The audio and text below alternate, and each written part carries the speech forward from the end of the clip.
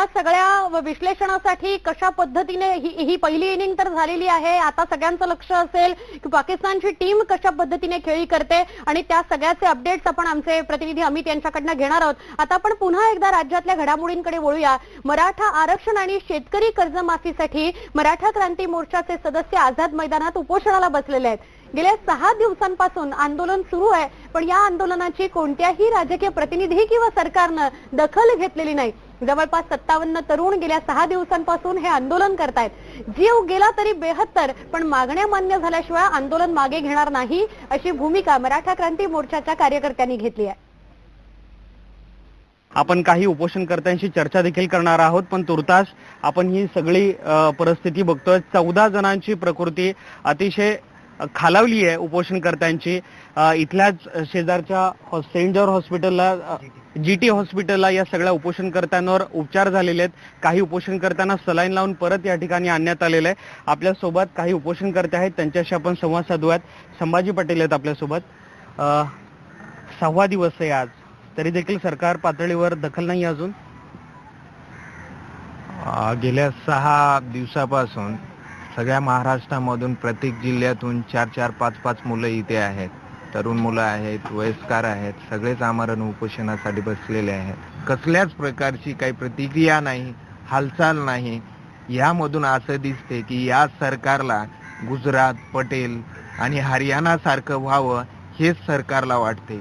म्हणून सरकारने याची दखल घ्यावी.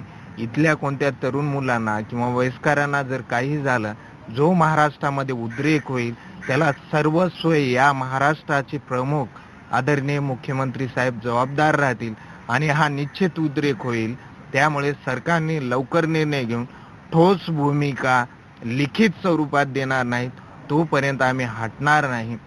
आणि जर या 2 दिवसात जर निर्णय झाला नाही तर दवाखान्यात तरी आम्ही ऍडमिट होणारच नाही. पण मी या नात्याने, मी एक मराठा म्हणून मी परवाच्या दिवशी मी स्वतः विषारी औषध घेऊन या ठिकाणी पिईल. कारण आम्हाला फक्त मराठा आरक्षण मिळावं आणि शेतकऱ्यांना हमीभाव मिळावं, त्यासाठीच आम्ही उपोषणाला बसलो आहोत. 148 मराठा आमदार असून एक सुद्धा आमदार आज इथं आला नाही. सगळ्यात वाईट गोष्ट ही आहे. आम्हाला वाईट वाटतं की ही लोक मतदान द्यावं येतात,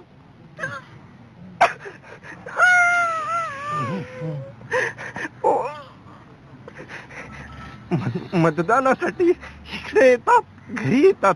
मी कोल्हापूर जिल्ह्यातला असून कुणीही आमदार आले नाही.